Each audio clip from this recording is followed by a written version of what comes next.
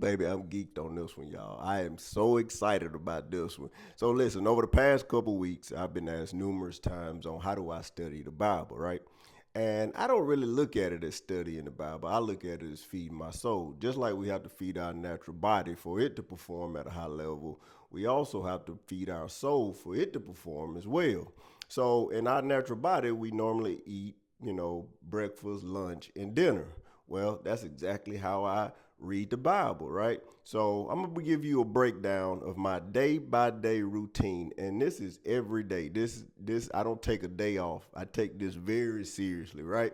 So in the morning time, I'm gonna start from morning and I'm gonna take you all the way through evening. So in the morning time, when I get up, first thing I do, I grab my phone and I swipe up.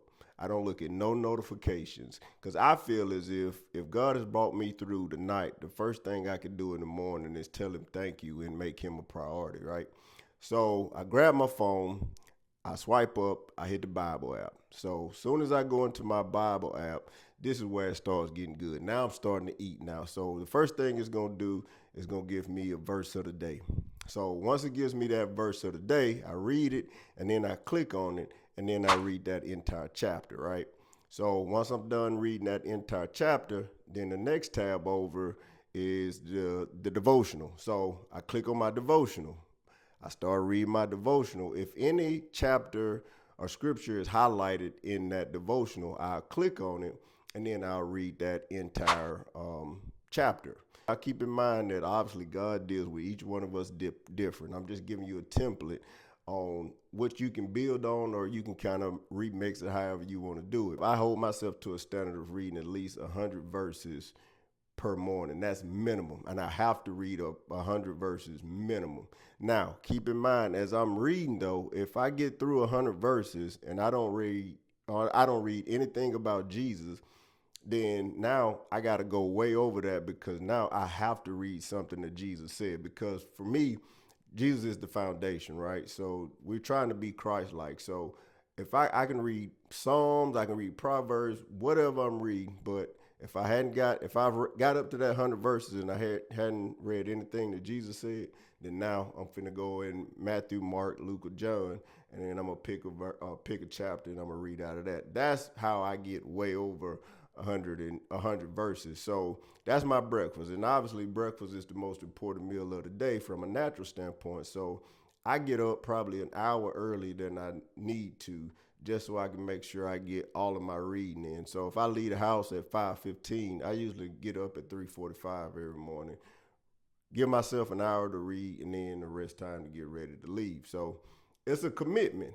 And a lot of people are like, man, I ain't getting up that early. But if you just think about it, how much time do you really spend with God, right?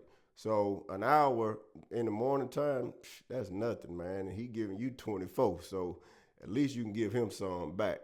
So, all right. So we got the breakfast done. Now for lunch. My job sends out a devotional every day. So, and it comes out like 6 in the morning, but I normally read it at 11 or 12 o'clock in the day, throughout the day or whatever. So I read that devotional. That's kind of my get through the day type deal where, you know what I'm saying, it kind of strengthens me up once again. All right, so done with that. So now I get home. So once I get home, either right when I get home or before I go to bed, I got to read at least 50 verses. So, and if you think about it, that's really not that much because average chapter could be, 30 plus verses or whatever. So normally that's going to be about two chapters. Now, keep in mind, this is a minimum.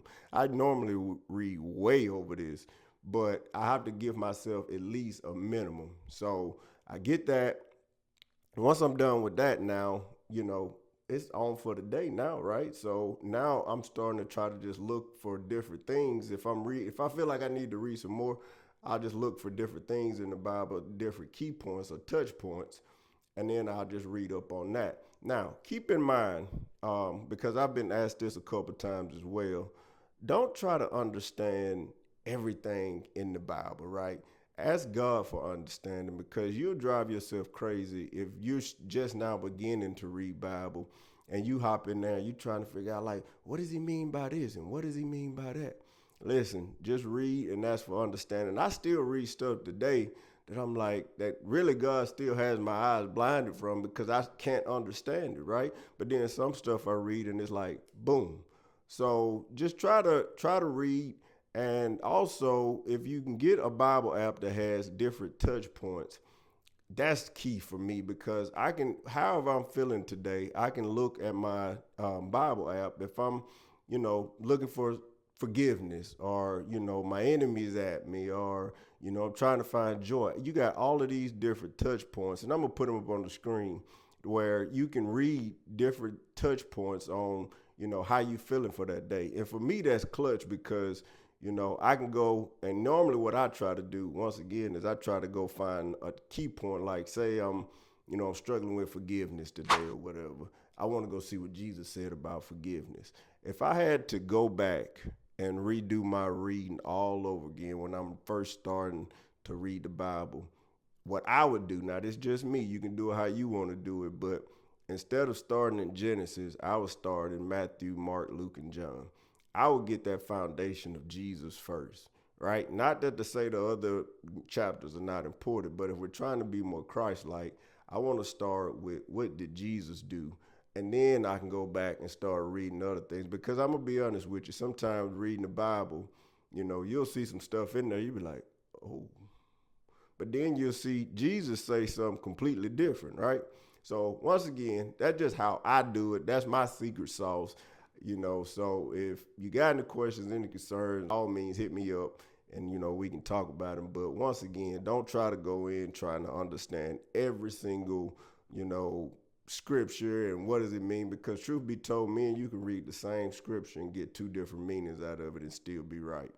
I know it's like that, but God deals with each and every one of us in a different way. So that's the great thing about the God we serve. So I'm out. Y'all holler at me, you need me.